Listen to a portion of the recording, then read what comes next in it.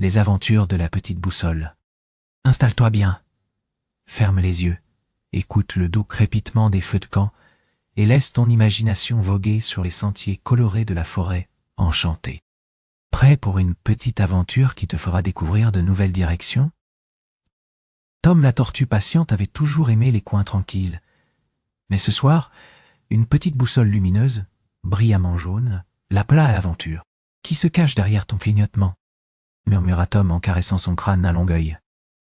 Lulu le lapin loufoque, toujours de bonne humeur et toujours prêt à sauter, bondit en direction de Tom. « Regarde, on dirait qu'elle veut nous guider. » Dans l'ombre des arbres, la boussole pointait vers une lueur scintillante. Tom, curieux, suivit l'étoile de lumière tandis que Lulu se mit à raconter des blagues sur les étoiles qui n'étaient jamais assez loin pour qu'on les touche. Pourquoi l'étoile filante ne s'arrête jamais? Parce qu'elle est toujours pressée de réaliser des vœux. Tout le monde rigola, y compris Tom, qui était un peu sceptique. Le premier obstacle apparut. Un ruisseau impétueux qui traversait la piste. Lulu, impatient, proposa de sauter par-dessus. Tom, plus réfléchi, remarqua que l'eau semblait clignoter comme un miroir d'argent. Si on marche doucement, on pourrait garder le rythme de la boussole. Comme si elle nous disait nord, dit-il. Alors, doucement, ils traversèrent le ruisseau, chaque pas s'alignant sur le compas qui guidait leur progression. Un deuxième défi attendait, une vieille cabane abandonnée aux fenêtres crevasses.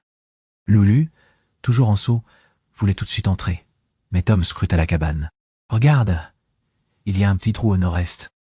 Peut-être que la boussole veut nous montrer qu'on doit prendre cette direction. » Il décida d'ouvrir le couvercle, découvrant un vieux livre de cartes.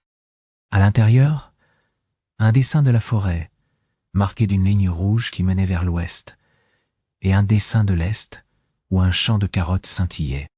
Tom réalisa que le compas lui indiquait non seulement une direction, mais un choix. Enfin, le dernier obstacle était le grand arbre aux branches qui semblait se tordre comme un chat. Lulu, toujours plein de blagues, voulut grimper. Tom se pencha et dit « Mais regarde, la boussole indique clairement l'ouest. Peut-être que l'arbre veut nous montrer que parfois, on doit suivre la direction même si ça semble difficile. » Alors, ils escaladèrent l'arbre, et à la cime, un nuage de lumière les accueillit comme s'ils étaient les premiers explorateurs de ce sommet.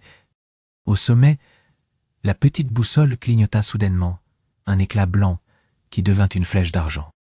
Tom réalisa que le chemin qu'il avait suivi, à travers ruisseaux, cabanes et arbres, était un cercle complet. Je suis arrivé à l'endroit où tout a commencé, mais je vois maintenant que je peux aller dans toutes les directions, grâce à la patience et à la persévérance. Lulu, en sautillant, ajouta « Et si nous partagions nos découvertes ?» Le grand secret révélait que la boussole n'était pas seulement un instrument de direction, mais un miroir de l'intérieur. Elle brillait quand Tom suivait son cœur et ses rêves. Avant de clore cette aventure, pose-toi une question. Quelle est ta direction préférée pour explorer le monde?